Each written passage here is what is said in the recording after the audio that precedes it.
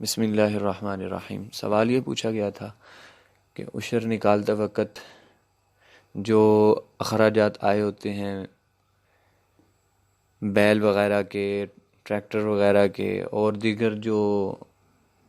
اخراجات آتے ہیں مزدوری وغیرہ، یہ نکال کر پھر عشر نکالیں گے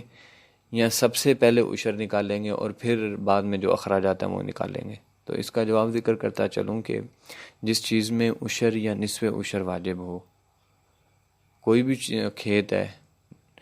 اس پہ عشر واجب ہو رہا ہے یا نصف عشر واجب ہو رہا ہے، تو اس میں کل پیداوار کا عشر یا نصف عشر لیا جائے گا۔ اب یہ نہیں ہو سکتا کہ کوئی شخص جو ہے وہ مصارف زکوٰۃ، مثال کے طور پہ ٹریکٹر وغیرہ کا خرچہ وغیرہ جو ہے، یا ٹیوب ویل کا خرچہ ہے، یا بل وغیرہ ہے، یا اس کے جو مزدور رکھے ہیں اجرت پہ کام کرنے کے لیے، یا بیج وغیرہ کا خرچہ نکالے اور پھر جو بچت ہو اس سے عشر نکالے، ایسا عمل درست نہیں ہے۔ بلکہ جتنی بھی پیداوار ہوگی بغیر کسی خرچے کے نکالے، اس میں سے عشر یا نصف عشر نکالا جائے گا، اور نکال کے